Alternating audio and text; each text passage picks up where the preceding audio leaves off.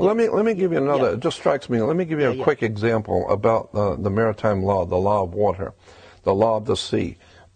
Money is water by law. So when a ship, this is why all ships are female by law. All ships, rocket ship, sailing ship, airship, it doesn't matter. If it's a ship, it's female. Right. Because the captain always refers to his ship as she. Right. She's a good ship, or she's done this. Why she? Because she delivers the product. Right. The Without vessel. she, there is no product, right? It's a vessel. It's a whole, Of course it is a vessel. So is your body. It's a vessel that produces a product. Right. So when the ship pulls into harbor, it stops, and where it parks is called its berth. It's berthing a ship, or she sits in her berth. And every item on that ship, coming out that ship, is money. It's money changing hands. Right. And it came in on water. So it's called. So every piece has to have what is called a certificate of manifest, because she is sitting in her berth. That's why when you were born, I had a birth certificate. your mother's water broke. You were inside a container of water.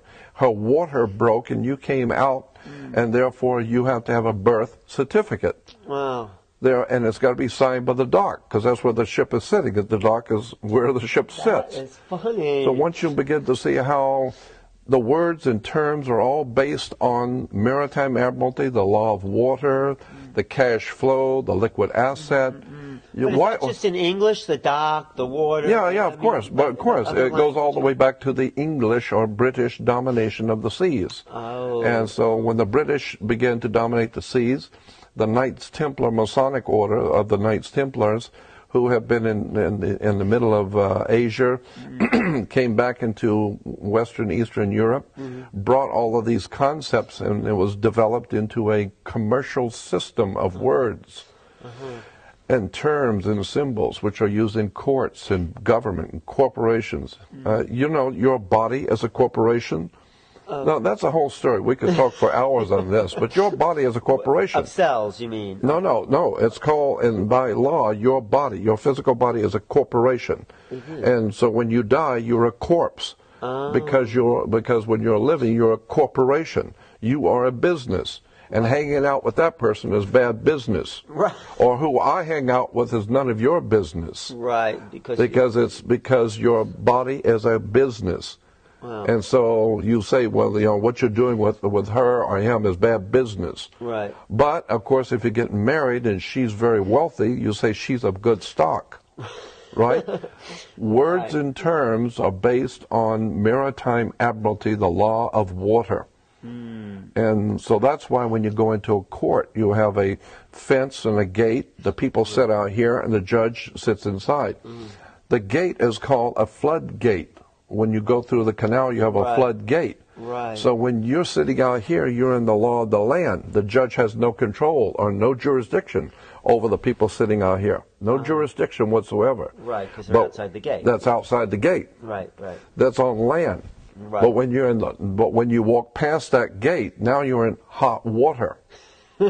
And someone's going to have to bail you out. Bail, yeah. Okay. Bail. Did you write a book about all these men? No. I've just been studying it for 48 years. Wow. But it's fascinating because when you understand that the whole subject is so large, and it would take hours and I'd have to go back to square one and walk through all the words and terms that are used in law and courts and in commerce. Yeah. For you to understand how pervasive this concept of water is on the earth.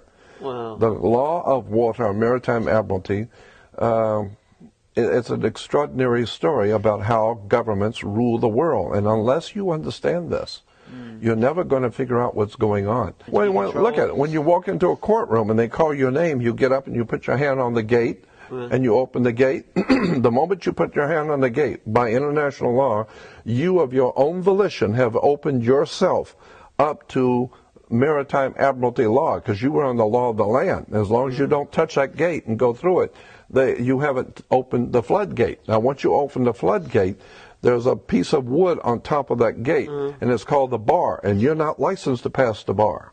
Right. So what you've done is you've opened the floodgate, but you weren't licensed to pass the bar.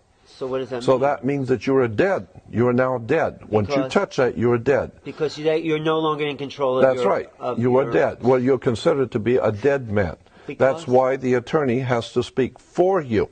He has to represent you. Why are you dead? Because you went into the deep water and you died. You drowned. Because you weren't licensed. Because you weren't. Right. You were not licensed to pass the bar. And the bar represents a sandbar in the ocean. But the bar is what the attorneys are licensed to pass, but you're not. So the point being is that when you open that gate of your own volition, you are considered by law to be a dead man. Really? That's why you cannot talk to the judge, because dead people don't talk to judges. So you need an attorney who is your mouthpiece. He speaks for you because you're dead. Well, should we do away with courts so people can get their lives back? I would think that what you want to do is understand how the system works. Oh, and avoid it. Well, and avoid it if you can.